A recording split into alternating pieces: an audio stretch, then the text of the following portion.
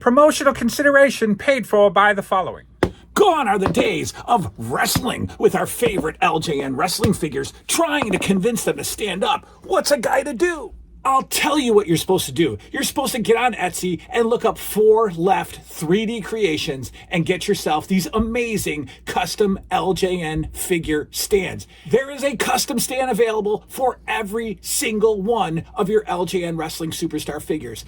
Make your display shine by grabbing these custom LJN stands from 4 Left 3D Creations today. Hello, everybody. Jason of New Year's Revolution Cave. On this beautiful Friday. That's right, snowy out here. And it's like 3 o'clock. And I don't work past 2 on Fridays. It's a nice feeling. It's not my weekend day yet, though. I got to work tomorrow morning, again, 9 to 2. Actually, somebody at noon canceled, so I might make my 1 o'clock, my noon, get out of there at 1. We'll see. But my true weekend begins tomorrow night. What a great feeling, Saturday night. In fact, I can't wait when I catch up with Wrestling with the Past, when I catch up to Saturday night's main event. And the first one's actually in May of 85, so that's only 2 months away. I will watch it Saturday nights at 11:30. I'm going to do that. Maybe do like a live, I don't know, we'll see. But I'm looking forward to watching Saturday night's main event on a Saturday night at 11:30 and seeing if I can stay up. That's not the topic today. The topic is television, that thing that sits behind me right there, and that other one over there. Top 30 television moments, top 30 greatest, most memorable television moments. I think we're up to number 16. And I think I'm gonna plow through. We're probably gonna, I don't know if we'll get 30. I think I shot a little high with 30. Because I don't want to make it boring. But what I might do is maybe for like the last 5, so maybe we'll do the top 21 greatest television moments. I might just, talk about some specific television shows. Maybe just dedicate 15 or 20 minutes to a particular show and break it down for you, and then suggest that you go watch it. I won't do Wonder Years. I've already done that. I won't do any of the shows that I've watched and reviewed with you. I've reviewed Greatest American Hero, A-Team, Magnum PI. I won't do those, but maybe some other ones. I don't know. We'll see. I'm currently watching Twilight Zone, the 60s series. Right after I finished Wonder Years with Liam, I grabbed Twilight Zone, and man, oh man, I cannot get enough. I will literally watch 4 episodes a night, and I don't usually do that. But at night, I look so forward to kids are asleep, and it's 10:30, and I get on the couch, and the house is dark, and I'm all alone, except for me and the dog. And maybe I had a snack. I got my ice cold bottle of Gatorade or whatever, and I'm just watching Twilight Zone. And it's such a good feeling. So maybe we'll round it out, like with the last 5 episodes will be, TV shows. And if I can think of more, I'll do more, but we might end it early. And then I have to think of a show to replace it with, because I want to continue dailies. I don't want to do any repeat shows. So I might do a version of Hey, Do You Remember? And again, just go through the entire room. I don't know. And just pick an item off the shelf. Every single one.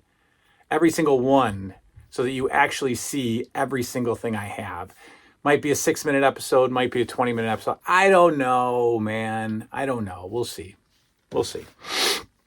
I do get worried about what happens when the shows end. When I'm done with, I'll never be done with Wrestling with the Past, and I'll never be done with LJN stuff, because once I'm done reviewing the LJNs, this is what you do with your fingers. Once I'm done reviewing LJNs, I might bust out PACW, and then we can always do Remco's Revisited, Bendy's Revisited, and just take looks at every figure. I don't know. We'll see. I want to get to 5,000 subscribers. I just turned 4,300. Quicker than ever. I had 100 new subscribers in the last 28 days, so that's fantastic. Hello to all you new subscribers. Please comment. Please introduce yourself. We are a family here.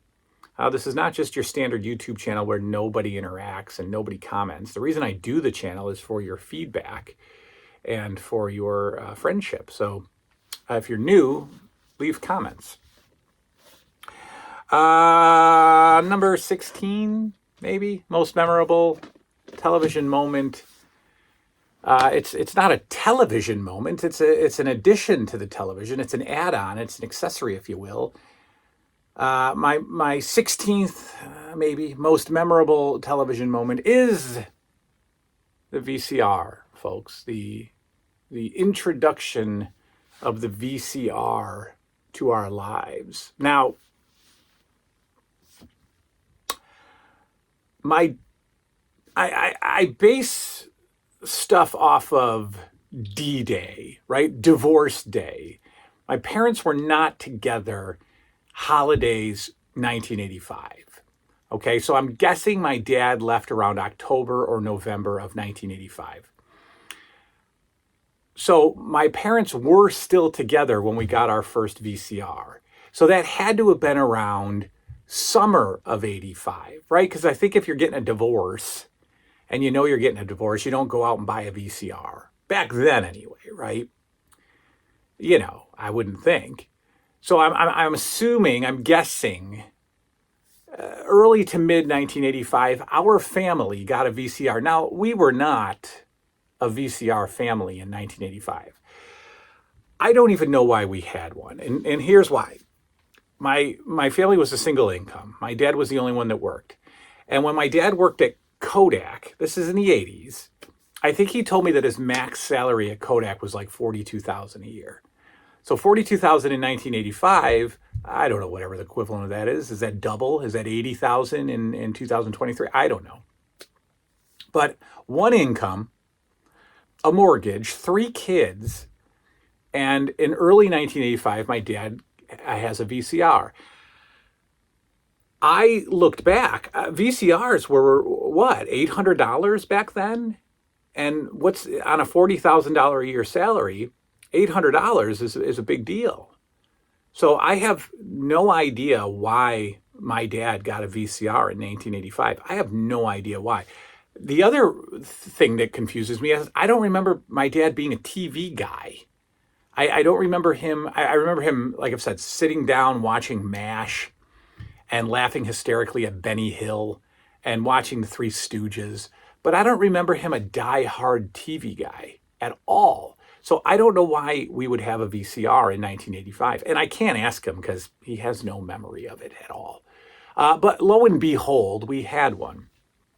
And it was in his bedroom.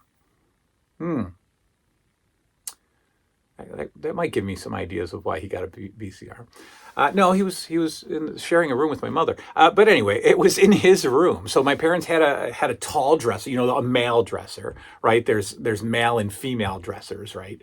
In 1985, your female dresser is your long one with the big mirror, so you can look at how pretty you are and put your perfumes and your makeups on top of your mirror. And then the man dresser was tall and, you know, whatever. So my dad had his television. My parents had their television on the tall dresser, and the VCR was somehow up there. I want to say it was on top of the TV, maybe. I don't know. But it was a top loader, right? And again, I have no idea what they did with that thing. No idea. No clue. They did have a waterbed and lots of lights in their room and mirrors on the ceiling. And a tripod was always set up in the corner. But I don't know what they were doing with the VCR. And the earliest memories of the VCR was having my dad tape primetime wrestling for me on Monday nights because I had to go to bed. And he would tape it. And sometimes I'd be able to watch it on Tuesday morning before school. And other times I would watch the wrong channel. I would watch Snow. Remember, you know, you used to call it Snow in between channels, you know, dead channels, whatever. Snow. I'd have to watch that. Or you know, he would just forget to tape it. Or the timer wouldn't work or whatever. So I'd say it was a good 80% chance that I'd be able to watch primetime wrestling Tuesday morning. Other times, no. Not at all. And that is honestly the only thing I remember about the VCR in our house. I don't remember renting movies in 1985 because we had cable, we had HBO and Cinemax. I don't remember renting videos. I don't know what the VCR was for. Now, the VCR became more prominent in the late 80s after the divorce, because that was what we did with my dad on the weekends that he had us. It was pizza and Blockbuster. And like I've said many, many times before, that's how I would watch, all these Steven Seagal action movies, Van Damme movies, whatever, Bruce Willis, Last Boy Scout, Die Hard, movies like that. That's how I would also rent obscure horror movies, and that's how I would also rent the Coliseum WWF videos. Then the VCR became more of a big deal, and then I had one. When I lived with my grandparents, I had a VCR, and I would just record bowling off of the television. And I would watch bowling. I never knew how to copy a tape. I never knew how to hook one VCR up to the other and copy a tape. No clue how to do that. And who's got two VCRs? Come on, this isn't the Kardashians. I never knew how to do that. I think the only time that I really would passionately care about movie rentals was weekends with my dad. I would go to video stores. I remember specifically and constantly renting A Christmas Story, WrestleMania 1, the Wrestling Classic, whatever other wrestling video I could get. Was there another movie that I always rented? Not really. There was not like a go-to movie that I would always rent. I don't know. It was always new releases. I would never really go to like the catalog films at Blockbuster. And I would always hit the new release wall. I know Christmas. Like I said, Christmas Story I would rent on my own, and wrestling stuff I'd rent. I never had a go-to horror movie. Never had a go-to comedy that I would rent. So now I worked at a video store, and it was great, and I truly loved it. And I do wish that I think everybody should work at a video store, and everybody should be a dishwasher. I had a great time as a dishwasher. It's just the goofy guys in the back, washing dishes together, eating dinner, getting the cook to make dinner, and then taking it in the back bar or whatever, wherever, and eating. But I worked at a video store called Video King, and it was the size of a Blockbuster. It was huge. I think it was a major competitor for Blockbuster at one time, Video King. And it was pre-DVD days, so it was still VHS, and it was fine. It was actually a really good time. Most of the time you were on with a second person. I would work till close, and the video store closed at 11. And so I would work like 3 to 11, like 4 nights a week. And it was social. It was a very social event. There'd be TVs playing. You could like watch a movie. And really all you had to do was check people out and put the returns back on shelves. The manager would do all the ordering and all that, whatever. And sometimes I'd have to come in and there'd be some layover stuff from the morning, like shrink wrapping stuff I remember having to do. That was always annoying. I was always terrible at shrink wrapping. And then at night you would just vacuum and clean up and put the videos back. Empty the night bin there, the overnight bin, and put everything back. I don't remember if you checked stuff in. I assume you did. I assumed you would check it in through the computer while it was being returned through the box. I assume, because how else would you know? And then there was the occasional argument with the customer over late fees and whatever garbage. But for the most part, it was great. I have probably 4 or 5 VCRs in the house right now that I just kind of hoard. This one works really well. The Daewoo works pretty well, and I have one upstairs on the big TV that I'm going to take down because there's just no reason to watch. For me, there's no reason to watch a VHS tape on the real TV upstairs. There's just no way. So I'm going to take that down. It'll free up some space in the cabinet. But as you know, I have collected a bunch of VHS tapes, and I love watching what other people taped off of TV. I love that. So I've got this huge collection. Well, not huge, but I've got a big collection of recorded from TV movies.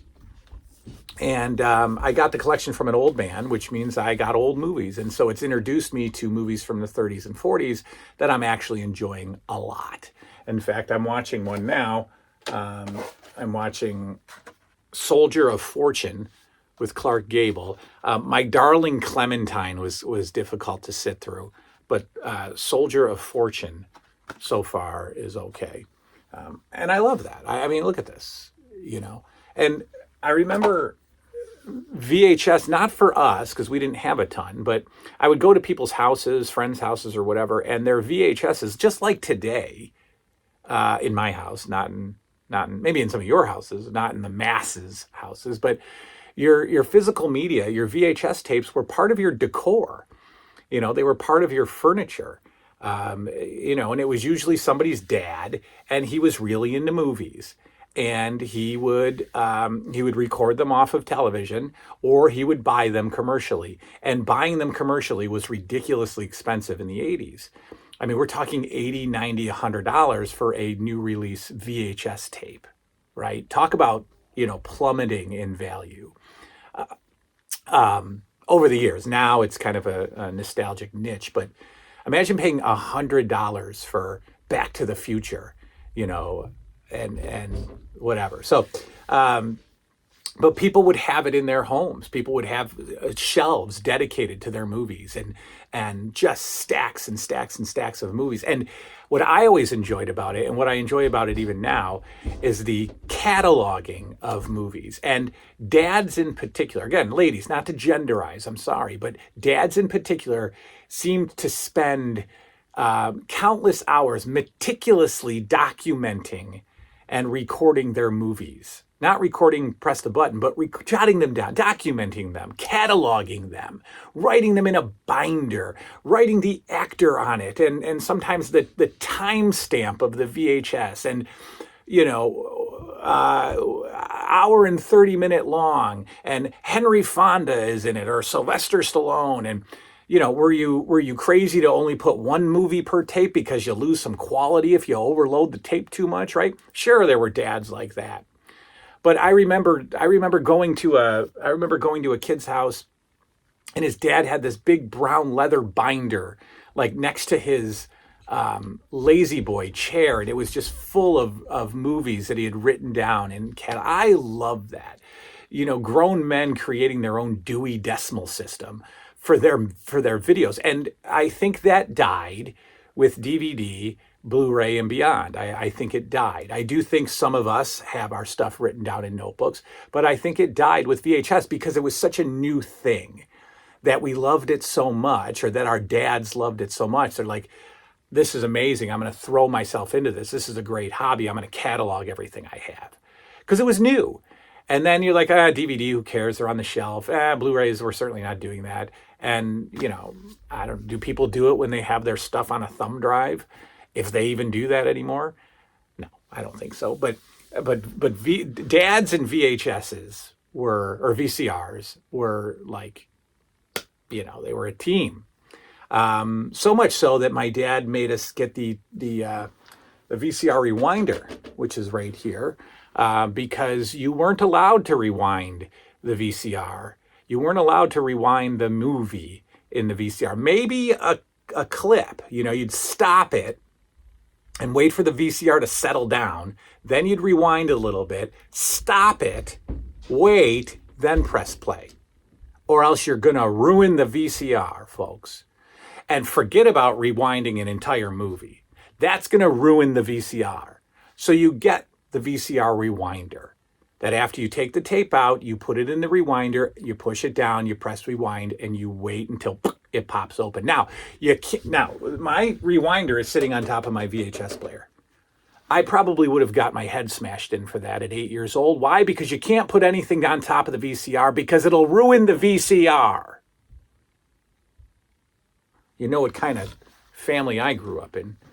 I pulled down this Friday the 13th chapter, or final chapter VHS tape. I thought maybe I'd talk about it, but I didn't. So there it is. Memorable television moment number 16 or so, the VCR. Was your experience with the VCR the same as mine? Did you have a house full of movies? Were you buying those $80 movies? And did your dad tell you to not rewind it because you're going to ruin the VCR? Good night now.